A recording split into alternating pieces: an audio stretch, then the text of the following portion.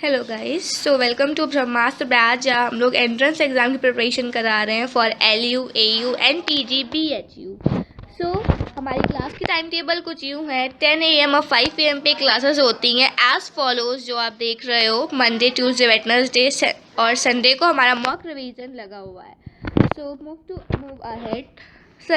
Rohan sir की ये video आप लोग प्लीज़ देखिए, उन्होंने पूरा एंट्रेंस का सिलेबस बहुत अच्छे से डिटेल में समझाया हुआ है। So please do check out this video in description box and follow us on Instagram, Telegram, FB and Twitter. सबकी लिंक डिस्क्रिप्शन बॉक्स में दी हुई है। Let's start our next class of chemistry, that is volumetric analysis. तो इसमें हम लोग molality, equivalent weight, है ना, मोलैलिटी सबके बारे में पढ़ेंगे, मोल फ्रैक्शन। सो ये सब जो इतने टॉपिक्स थे वो इस लेक्चर में कवर कर देंगे। सो फर्स्ट क्वेश्चन दिया है, a solution contains 25% water, 25% ethanol and 50% acetic acid. Which component has maximum mole fraction? किस एलिमेंट का सबसे ज़्यादा मोल फ्रैक्शन है? A water, ethanol, acetic acid, none of the above. So water कितना है? 25%। Ethanol कितना है? 25%। एसिटिक एसिड कितना है? 50%। सबके मॉलिक्यूलर मास आपको पता है, तो किसका इसमें किस चीज़ का सबसे ज़्यादा होगा मोल फ्रैक्शन? जब आप निकालोगे इसको सबसे ज़्यादा आएगा वाटर का। बात समझ में आई? Okay, move to next question. Mole fraction बहुत इंपॉर्टेंट टॉपिक है, तो इस पर क्वेश्चंस आएंगे, तो इस पर अच्छे से प्रैक्टिस करिएगा। क्वेश्चन सेकेंड पे आते हैं। 450 mg of glucose is dissolved in 100 gram of solvent. What is the molality of the solution? Simply क्या पूछा गया है हमें? मोलैलिटी। तो मोलैलिटी निकालने के लिए हम लोग क्या करेंगे, इसमें हम लोग क्या निकालेंगे? मोलैलिटी। तो मोलैलिटी निकालेंगे, क्या निकालेंगे? Weight of glucose into 1000, weight WG, weight for a while, WG weight of glucose multiplied by 1000। Weight of glucose कितना दिया है? 450। 450 को हम लोग चेंज कर लेंगे ग्राम में। 450 into 10⁻³ upon molecular weight of glucose into weight of solvent. ये फॉर्मूला लगाएंगे, आंसर आ जाएगा। मैं वैल्यूज रख के दिखा देती हूँ। 450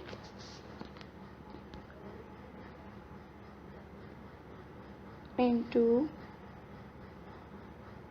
10⁻³ क्योंकि ये mg में दिया, सो ग्राम में कन्वर्ट करेंगे, into 1000 upon molecular mass of glucose is 180 into weight of solvent is 100।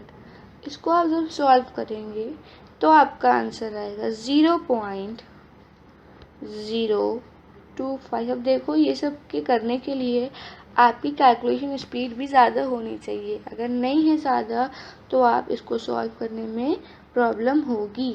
So please अपनी कैलकुलेशन स्पीड भी ज़्यादा रखिए, क्योंकि ऐसे क्वेश्चंस आएंगे ज़रूर।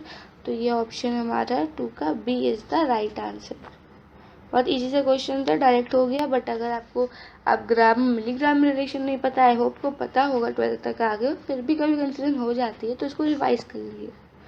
नेक्स्ट क्वेश्चन है, 4 gram of NaOH is dissolved in 100 ml solution. The normality of the solution is। क्या निकालना है इसमें हम लोग को? नॉर्मेलिटी। सो नॉर्मेलिटी का फॉर्मूला क्या होता है? Gram equivalence of solute upon volume of solution in litre. Okay, so अब हम लोग इसको प्रोसीड करते हैं। सो इसमें हम लोग सबसे पहले क्या निकालेंगे? वॉल्यूम निकालेंगे। वॉल्यूम नहीं दिया हुआ है, सो वॉल्यूम निकालेंगे। वॉल्यूम हमें किस में दिया है? ml में, तो इसको हम लोग चेंज करेंगे लीटर में। जब लीटर में चेंज करेंगे तो आएगा 0.1 लीटर। ओके, अब हमें ग्राम इक्विवेलेंट्स निकालने। ग्राम इक्विवेलेंट्स का फॉर्मूला क्या होता है? Gram equivalent mass of solute upon molar mass. तो बन जाएगी इक्वेशन 4/40 ग्राम इक्विवेलेंट्स अपॉन वॉल्यूम कितना इसको चेंज करने पे आया लीटर में 0.1 लीटर। इसको आप सॉल्व करेंगे तो आंसर आएगा 1.0 n नॉर्मेलिटी। तो ये कहीं दिख रहा है, that is option D. Third का D is the right answer. Okay, move to next question. What is the molarity of 0.2 Na2CO3 solution? बहुत इजी सा क्वेश्चन है। क्या रहा है कि मोलारिटी बतानी है, आपको नॉर्मेलिटी दी है और मोलारिटी निकालनी है।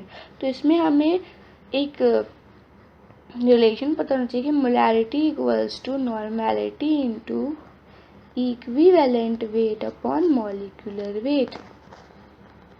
ये रिलेशन आपको पता होगा, तो मैं थोड़ा सा एक्सपैंड कर रहा है। तो अब हम लोग वैल्यूज रख दें, आंसर अपने आप निकल आएगा। कैसे निकलेगा? नॉर्मेलिटी 0.2 दी है, इक्विवेलेंट वेट m रख दिए, क्योंकि अब मॉलिक्यूलर वेट 2m। क्यों? क्योंकि Na2CO3 क्या है? टाइप पॉजिटिव एटम है, तो इसको 2m रख दिए। इसको सॉल्व कर लिया, आंसर आएगा 0.1 m।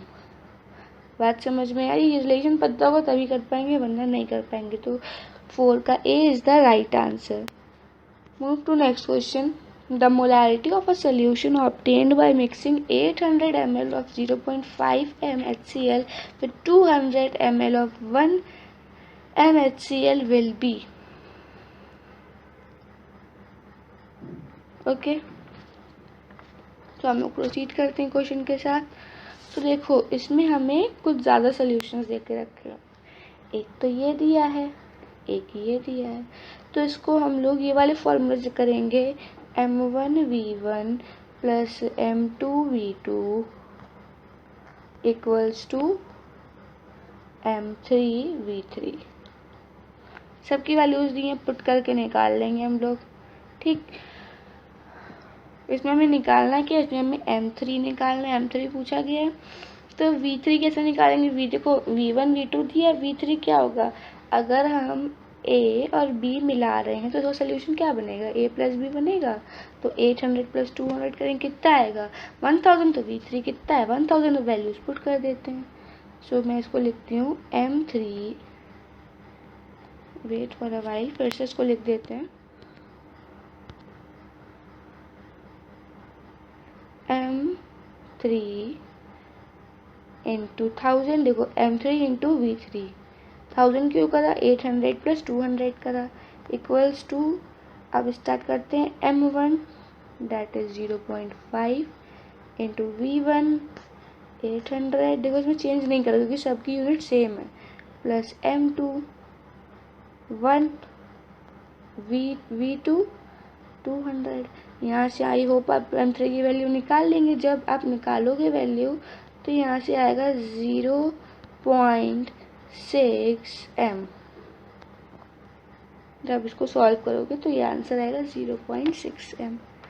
सो आपके फिफ्थ का आंसर हो गया B, that is 0.6 m। Concept समझ में आया? अगर नहीं आया तो प्लीज़ बताइए, हम उसको फिर से समझाएंगे, मगर आपको समझ में आना चाहिए क्योंकि ऐसे क्वेश्चन ज़रूर आएंगे। नेक्स्ट क्वेश्चन है, which of the concentration terms is या आर इंडिपेंडेंट फ्रॉम टेम्परेचर। बहुत टाइम से स्कूल में रटाया जाता है ये वाला क्वेश्चन कि ये होगा आपका मोलैरिटी एंड मोल फ्रैक्शन, ना कि मोलैरिटी। मोलैरिटी नहीं, आर नहीं है यहाँ पे, एल है, molarity and mole fraction. Move to next question. How much volume of 1 m H2SO4 is required to neutralize 20 ml of 1 m NaOH। देखो, ऐसे ये वाला क्वेश्चन आ गया। अब ये भी क्वेश्चन इंपॉर्टेंट है, क्यों? क्योंकि इसमें न्यूट्रलाइज वाले के बारे में बात हो गई है। ठीक, थोड़ा सा बढ़ा जाएगा ये क्वेश्चन। सो मैं इसको ब्लैंक पेज पे करती हूँ, आप लोग भी मेरे साथ इसको करते रहिए। सो देखो, इसमें कहा क्या गया है, पहले हम लोग ये देख लेते हैं एक बार फिर से। इसमें कहा गया, how much volume of 1 m H2SO4 is required to neutralize 20 ml of 1 molar NaOH. So for H2SO4, सबसे पहले हम H2SO4 की बात करेंगे. नॉर्मेलिटी क्या होगी? N equals to M into basicity. ठीक, तो N की वैल्यू क्या आ जाएगी? 2. और NaOH का निकालेंगे तो NaOH, ये तो हो गया H2SO4 की बात. अब हम लोग NaOH की बात करेंगे तो इनका N equals to M into acidity करेंगे तो ये दोनों 1 है, इनका 1 आ जाएगा. अब नाउ फॉर नॉर्मेलिटी इक्वेशन. अब देखो नॉर्मेलिटी इक्वेशन क्या हम लोग सीखे हैं. नॉर्मेलिटी इक्वेशन सीखा है हम लोगों ने N1V1 इक्वल्स टू N2V2. बात समझ में आई? अब हम लोगों ने अभी N1 N2 निकाल लिया है. H2SO4 का 2 आया है, NOH का 1 आया है. ओके, तो V1 V2 पुट करके आंसर निकाल देंगे.